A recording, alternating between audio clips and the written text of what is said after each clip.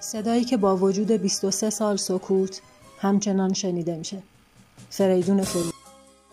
فریدون در بهمن سال 1329 متولد شد. در نوجوانی به موسیقی جاز و بلوز خصوصا خوانندگی ری چارلز خیلی علاقه‌مند میشه تا جایی که بدون استاد تمرین موسیقی رو شروع میکنه و کم کم تو کافه ها میخونه.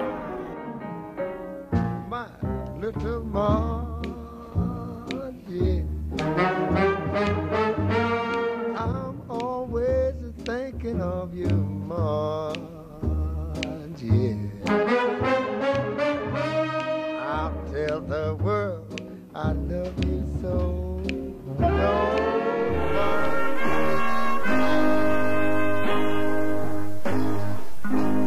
Why does my heart go unbeaten?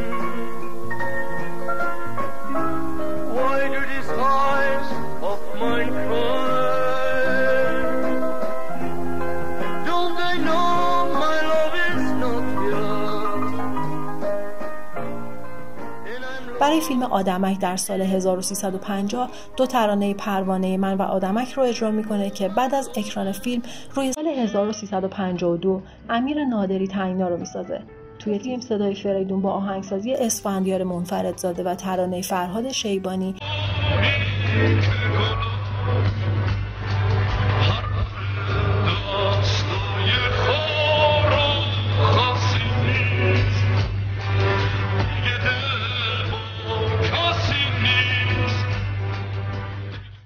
تا سال 57 فریدون فروغی با فراز و نشیب‌های زیاد با ساواک و دستگیری و ممنوعیت از فعالیت به خاطر اجرای چند ترانه ممیزیدار 4 آلبوم رو منتشر میکنه.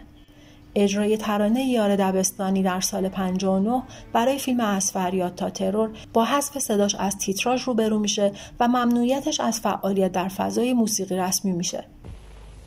پاک نجات تهران تولد 1328 شماره‌نامه 2528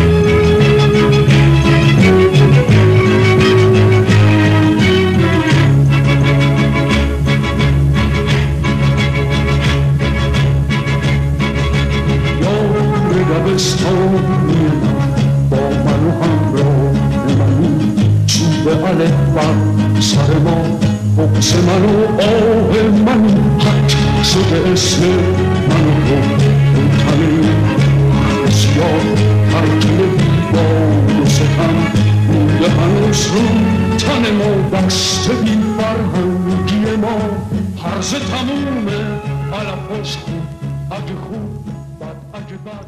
سال 1377 امکان چند اجرا رو صرفاً در کیش پیدا میکنه ولی همچنان برای حضور در عرصه سینما و موسیقی مجوزی دریافت نمیکنه.